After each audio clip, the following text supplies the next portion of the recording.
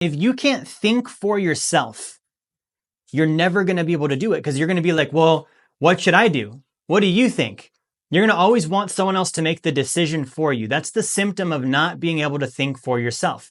When you can't make the decision for yourself, you can't be responsible for that thing or in control of it. And that's because you lack the training, the knowledge, the competency, the understanding.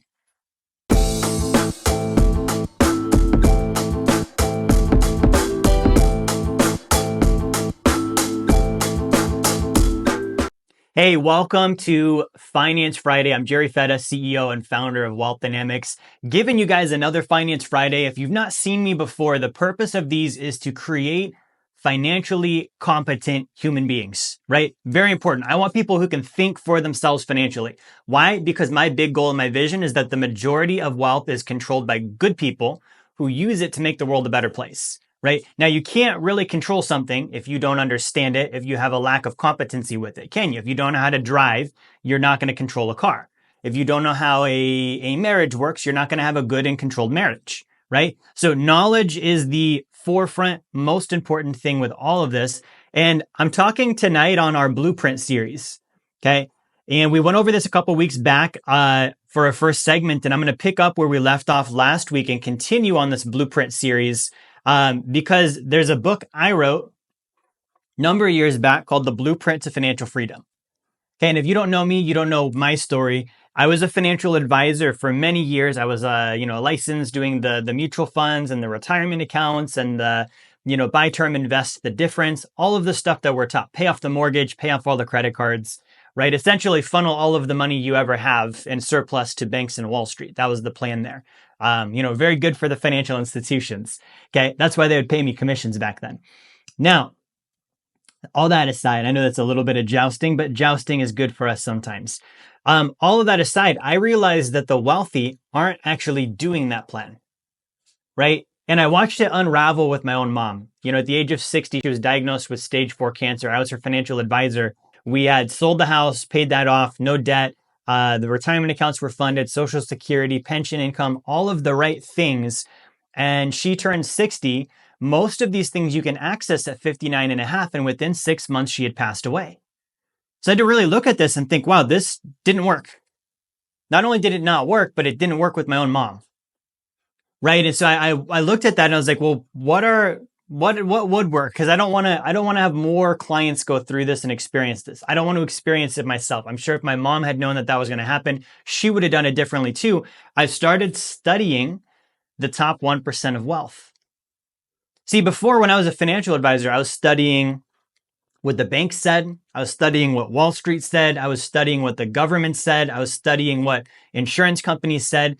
And all of what they were saying was products and services that we designed in order to make money and the laws and regulations about those products and services. There was no actual, how do you create wealth?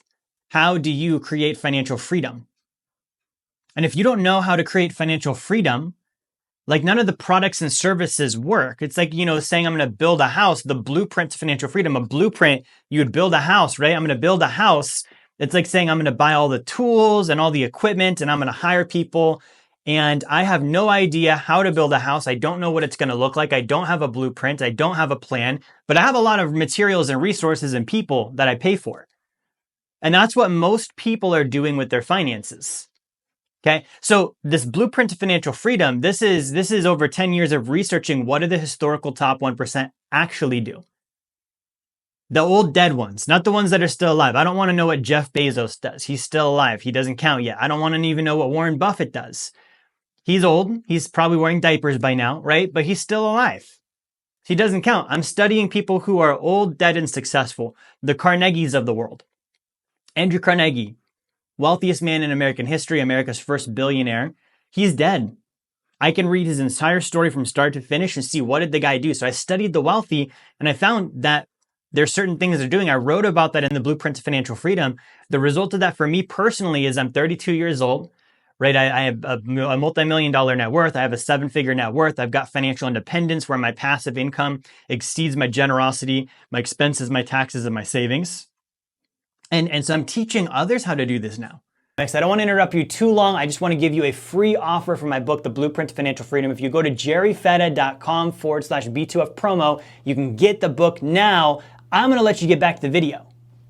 Here's what I'm doing, right? And if you can't think for yourself, you're never going to be able to do it because you're going to be like, well, what should I do? What do you think? You're going to always want someone else to make the decision for you. That's the symptom of not being able to think for yourself. When you can't make the decision for yourself, you can't be responsible for that thing or in control of it. And that's because you lack the training, the knowledge, the competency, the understanding. Okay, so these laws of wealth we've been covering. I'm going to whiteboard this concept out one more time. Okay, I whiteboarded this out the other week, and I feel like it's a good one to go over again. Right, so we have in the financial world a myriad of knowledge. All of these dots, these are things you could know about finances, right? And so when I went through and I studied for all of my exams to be a financial advisor in the financial industry, I had to study and memorize most of these things. Okay, now, memorization is not knowledge. Memorization is the same thing a parrot can do. A parrot can hear you say something and repeat it back to you. Doesn't mean he knows anything, right? If you taught a parrot how to, balance a checkbook, balance a bank account, or post a video on a YouTube channel, for example, you could teach him to say all of the right things. Does he actually know how to? Can he actually go do the post? Can he actually go balance the books in the business? Has he done that successfully? No. So the financial industry is littered with glorified parrots, people who have studied and memorized and can regurgitate all of the things that the government and the financial institutions have taught them to say and think, if you can call that thinking, yet their financial picture themselves is not good. They're not wealthy. They don't actually know what they're doing to create wealth. They're just repeating what they read about or learned or watched, right? So all this knowledge down here creates a lot of financial information that it appears we need to know. And we said before, we're going to say again, I want you to think about this like a pyramid. At the top, you have natural law. There are natural laws of finance where if you know the natural laws, you can think with it and come up with the conclusions of the rest of all of this stuff down here without having to individually memorize and study each little dot, right? And I've used the example of the law of gravity. If you know the law of gravity exists, you don't need to study all of the scenarios of something falling off a table or a person jumping off a building or a rock falling off a canyon when you're driving. You already know the law of gravity. You can conclude to what's going to happen. You can think for yourself because you know the natural law. Where something isn't working, where you can't think for yourself, natural law is either neglected and being violated, or it's known and it's still being violated. Natural law works. Okay, so money has natural laws, and that's not something that the financial world wants us to know, because if we know about the natural laws, they can't sell us much. And not a whole left there if I can think for myself. Why do I need a financial advisor? I don't need your advice if I can think for myself. Guess what? If I don't need a financial advisor, I save 1/3 of my portfolio on my investments. Did you know that? The average 1% fee over 30 years, that it takes from you about 30% of your returns. Right? So if you have $2 million in your retirement account, that means your fees robbed you of another $1 million on top of that you could have had if you would have been able to think for yourself financially. There is nothing a financial advisor can tell you that is worth $1 million in fees. Nothing. Zilch. Zip. It doesn't exist. Okay, I made a video several years ago and it's humorous, but it's true. Guys, you could probably hire a hitman with that kind of money. There's someone you don't like, $1 million, you probably could get the job done with $1 million. And not saying you should go hire a hitman, but imagine the amount of work and risk and all this stuff a hitman would go to get the job done for you. And you're paying that to someone who basically reads you a statement twice a year and says, buy low, sell high, hold on, it'll come back. Right? It's like one of those little games where when you were little, you turn the thing and there's the different animals and it's like the cow says moo, the ostrich says, and it's got that weird noise, right? That's all that's happening. So you need to know about money. Now, one of the laws of wealth here is about income. And I'm going to read this off to you. Income is the gas pedal. So always earn a lot more than you spend and always earn it before you spend it. Okay, this one is super violated. And if you know this is a law of wealth, you don't have to violate it anymore. Okay, so I'm going to draw this out again. we have this thing called the triangle of wealth. And we have 3 points. We have earn, save, and invest. Earn, save, invest. Okay, the idea is you want to expand each of the 3 corners. Okay, now the problem is income is what all of this rests on. Check this out. If I don't earn, what am I saving? I didn't earn anything. I talk to people sometimes that they don't have an income. They don't make enough money. They're not saving as the result. If you're not saving, it's because you have an income problem. Okay, we're going to talk about how to solve an income problem today and where that comes from. Okay, so if you're not earning, you're not going to save. Okay, if you're not saving, you're not going to invest. Who wants to know why all of this other people's money, buy real estate with zero money down? Who wants to know why this is popular? Because it's people who are good at marketing targeting broke people. I'm not interested in no money down on real estate. Why? Because I have money. You see what I mean? If I have money, why am I like, well, I don't want to use it? It's like I have food and I'm like, but I don't want to eat it. I have a house, I don't want to live in it. What else are you going to do with it? Why would you need other people's if you have your own? Why would you need no money down if you have money? All of these zero out of pocket, ultimate leverage, other people's money, it's preying on poor people. Poor people, broke people, you don't have money, you're the one that's going to be interested in investing with nothing out of pocket. Why? Because you don't freaking save your money. Why don't you save your money? There's 2 reasons you don't save. A, you lack discipline, meaning you earn enough money and you just don't keep it. Or B, you don't earn enough to save in the first place. We got to solve that problem. Okay. So this triangle of wealth is a law of wealth. You can't save what you didn't earn. Can't invest what you didn't save. Right? And when we invest, we should invest in things that bolster our earning. Why? Because then our quality of life goes up, we can save more, we can invest more, and the triangle goes round and around and around. Okay? Now, we said income is the gas pedal. Income is the gas pedal, right? So income is the gas pedal. Always earn a lot more than you spend.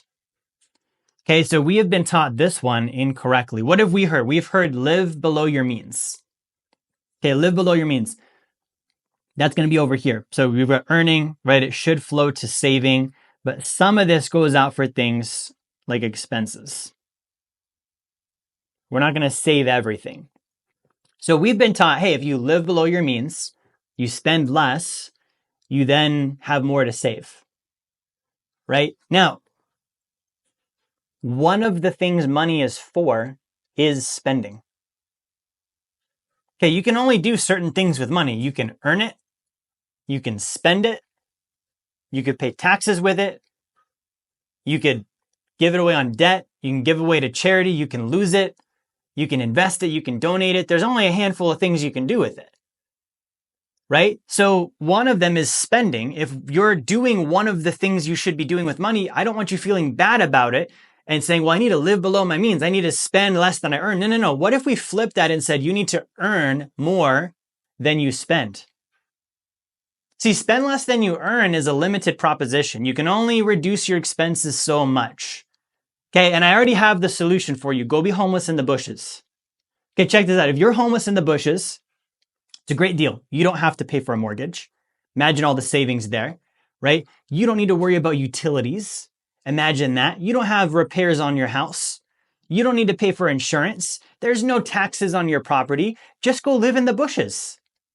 That's the solution. If you go live in the bushes, you will spend less than you earn and you can save the money, and then you save it all and then you use other people's money to invest, so you don't use any of the money you save, and you just keep living in the bushes and using other people's money to invest and just saving everything. You see how nonsense that is? That makes this is a terrible plan. You would never do that. You'd be like, Jerry, I'm not going to live in the bushes. Could you imagine if I was sitting here and my whole thing was live in the bushes? Go live in the bushes, right? Go be homeless and live in the bushes. It wasn't sacred accounts. It wasn't investing for passive income. It was ultimately, I want everyone to just go live in the bushes. Okay, you would never do that. Why? Because that's your quality of life that we're talking about. So let me ask you this. Do you want a decreasing quality of life, or do you want an increasing quality of life? If you want an increasing quality of life, You cannot focus on just penny pinching and cutting your expenses. You have to earn more income. Okay, it's not live below your wage or act your wage. Okay, we've heard this before as well. Act your wage. It's another way of saying live below your means. I don't believe in act your wage. I'm going to tell you, grow up. Don't act your wage, grow up. Get more income. Okay, now, earn more than you spend. It's not spend less than you earn or live below your means. It's earn a lot more than you spend. Right? Earn a lot more than you spend. And if you earn a lot more than you spend, that goes back to the gas pedal. Income is the gas pedal. If you earn more, you can spend more. You can also save more, which means you can invest more. When you invest for things that also earn, and the triangle goes on and on and on because you keep bolstering the earn. Earn, earn, earn, earn, earn. That's the key to this whole system. I can help anyone except for the person who doesn't earn enough income. Right? Now, the other rule here is always earn it before you spend it. Okay, so this is another one. Is like, you can't save money you didn't earn. You already know that. You're like, well, there's nothing to save. You can't invest money that you didn't earn and save. So then why is it all of a sudden okay for us to spend money we didn't earn? Always earn it before you spend it. If you follow just that one law and you're like, it's a law of wealth that you have to earn income before you could spend it, credit card debt would not exist. Imagine the power of just this one law. Earn more than you spend. Focus on the earning, not cutting the expenses. What would happen? More people would earn, more people would have prosperity, quality of life would get better across the boards. Okay. Second thing is, earn it before you spend it. So that if we implemented that law of wealth and you're like, oh, I really want this new couch, this new TV, this car, this whatever. And it's like, do you have the income to pay for that? No. Okay. Then go get the income first. Go get the income first. And guys, here's the thing. I'll be a little direct with you because some of you guys are going to watch this video and Jerry, I have income problems and I don't know how to earn more. And how do I earn more? Quit being so damn lazy. Check this out. The idea of, oh, I want that car. And then I have the law of wealth. Well, I need to earn it before I spend it. And then I immediately go into what? Oh, I can't have the car now. What happened to the option of, oh, I need to go earn the income. Once I have the income, then I can still have the car. No, we immediately look at the work and we're like, well, I'm not willing to work that hard.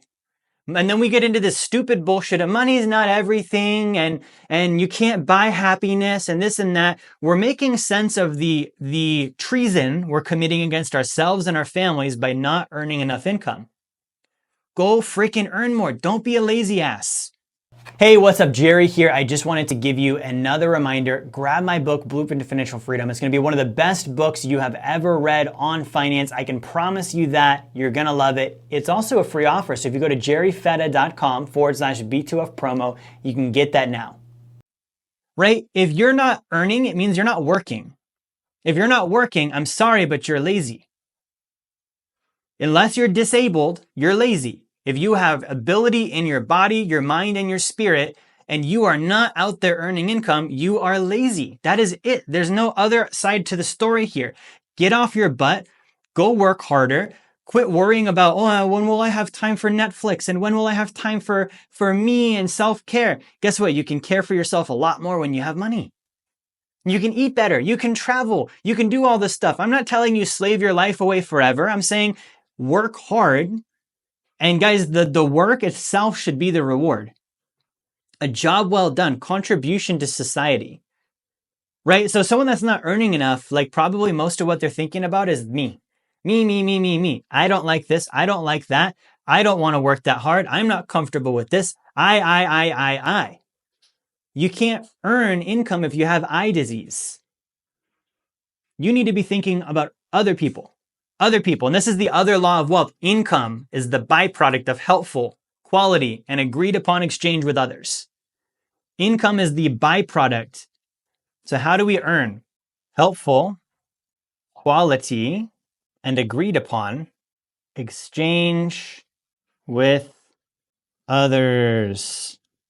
Okay, that's where income comes from. That is the only way you earn income. You don't get it from anything else. Anything else is either theft, fraud, you name it. If I didn't get helpful, quality, and agreed upon exchange with others, I'm not going to have income. Okay. What does helpful mean? Helpful is subjective. Okay, so what is the subjective? Everyone's got a different idea of what's helpful. Meaning when I am in income earning mode, I need to be focused on what other people think is helpful, not what I think is helpful. One of the things that I have happen from time to time, I run a company and sometimes we'll get new people that join staff and their idea is that if they feel like they helped, then they're doing a good job. Right? And I thoroughly disabuse them of this idea. I was like, no. I'm not paying you for you to feel like you helped. I'm paying you for me to know that you helped. Meaning if it didn't show up in the company growing, we can't see it on a statistic somewhere, it wasn't help. Okay? Nowhere in here is there anything about effort. There's no work hard. No, there's effort, right? If you're stupid, you're going to feel like you worked hard. Dumb people always feel like everything was harder, right? There's a quote, life's hard, it's harder when you're stupid. Okay? So effort is not part of this. The idea of, oh, I work so hard. Okay, well, if you're not seeing income, it's probably not helpful. It's not valued by someone other than you because they're not exchanging with you for it. So it needs to be helpful. What does quality mean? It needs to be, guys, do your best. Take pride in a job well done. My dad taught me this when I was like 4 or 5 years old. I started helping him around the house. When I was 9 or 10, I started helping with painting. Pride of work. Do it right the first time. Pride of work. Quality, right? Agreed upon. We need to have agreed there's going to be a deal here. Hey, I'm going to help you with this. You're going to pay me that. That's the exchange. It's agreed upon. What does that mean? I need to be in communication with others. I can't get an agreement if I don't first have communication. So I'm sitting at home on social media all day, or if I'm running a business thinking I can just hide behind the keyboard and send out comments on social media and text messages and people are going to reach out and just throw money at my door. It's not going to happen. You have to get in communication with others. The number one gas pedal behind helping people is actually communication. Okay, so you've got earning. That's the gas pedal for wealth. Okay, well, how do we earn? The gas pedal for that is helpful, quality, and agreed upon exchange. Well, how do we get helpful, quality, agreed upon exchange? Communication. Communicate. Hey, I've got these skills. I can do this. Do you need that service? Can I help you? Would this be helpful for you? Okay, let's agree to something, right? Let's come to an agreement. Let's get it done. We've demonized the paycheck, work, jobs, bosses, careers, all of the things that get us wealthy. We've demonized. You cannot demonize these things, guys. Be willing to work. Enjoy the work. Realize that that's your contribution to society. You being, oh, I have passive income and I just, travel all the time and I golf full time and I go to the beach and this and that. You're helping no one but yourself if that's you. See, this wealth game, there's a quote by Teddy Roosevelt. He talks about the perception of someone who has little effort where they're just like free from it. Well, it means they built it up on the front end. So we're not saying there's no effort. We're saying take all the effort you were going to spread over the next 40, 50 years or 100 years, however long you're going to have to do it, because most people will never be financially free. Compress that into like 10 or 15. Front end load the effort now so that after the 10 to 15 is done, you followed this triangle of wealth and now you're free. Right? It's not retirement. You're free. Okay. So helpful, valuable, quality exchange with others. It needs to be agreed upon.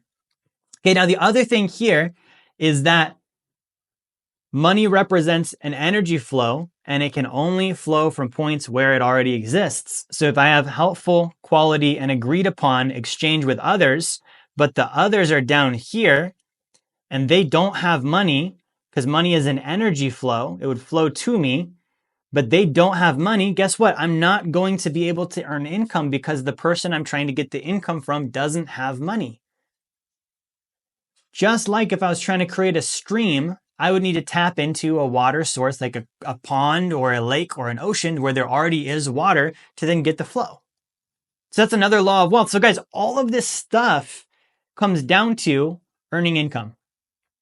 Earning more income. If you follow these rules, you will earn income. These are laws of wealth.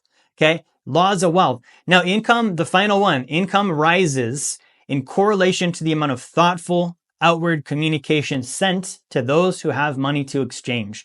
That's what I said. Guys, the bottom on this is exchange and communication. Do I have something of value and can I communicate? I saw a very interesting video the other day and someone said, most people they struggle with how do I start a business? How do I earn income? Because they actually lack value in the first place. You need to skill up. You need to understand money. You need to understand a valuable skill that other people want and need. And then you need to leave your house and go talk to them and get in communication with them so you can create those helpful, quality, agreed upon, valuable exchanges with those others. And it's going to be work. You're going to work 40 hours a week or more. This whole be this fragile little, I can't work too much. It's too stressful. It means you're not working hard enough. That's what it means. That's my thorough belief, my firm belief. Nobody in this life ever did anything great without hard work. Okay, without putting work outward toward others. And in order to put work out towards others, you first have to put work in on yourself. If you don't have the value yet, and you go out there and the marketplace is not offering you what you want and need, it's because first you didn't offer it to them. You need to work on yourself, guys. And that's why I do these trainings is like, you have this knowledge now, get better at communicating, remove the mental blocks, get a skill and get really good at it, right? I'll never forget Warren Buffett, right? One of the richest men on the planet. He said one of the best things he ever did was he took a course on public speaking. He said that was one of the most valuable investments he ever made, a course on speaking. I've done a course on communication. One of the reasons I'm a great communicator is because I did a course on it. I learned how to communicate. We don't get taught this, right? It's such a basic. We don't get taught how to communicate. We don't get taught how money works. We don't get taught how to exchange with others. We leave school with no skills.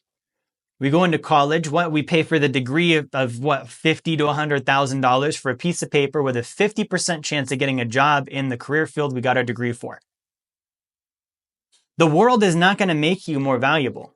I'm here to tell you that that's not the game. That's your job. You've got to make yourself more valuable against all odds. That's how you succeed. So guys, if you're watching this right now and you stuck around to the end, a couple of things. That means you're committed. I appreciate that about you. Second thing is I want to reward that by giving you a free copy of my book.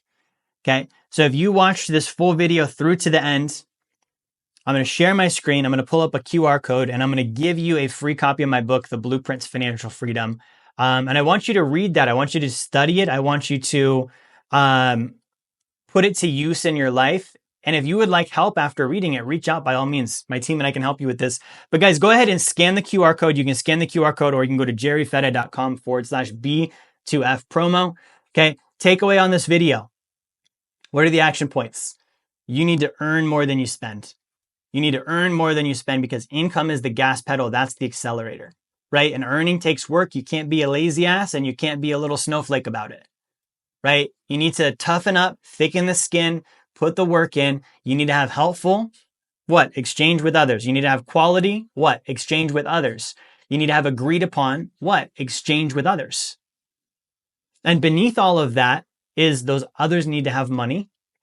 You need to be in communication with them and you need to have skills that they want and need. And if you have those ingredients in place and you are willing to persist, because I promise you, when you start doing this, life is going to try and knock you down.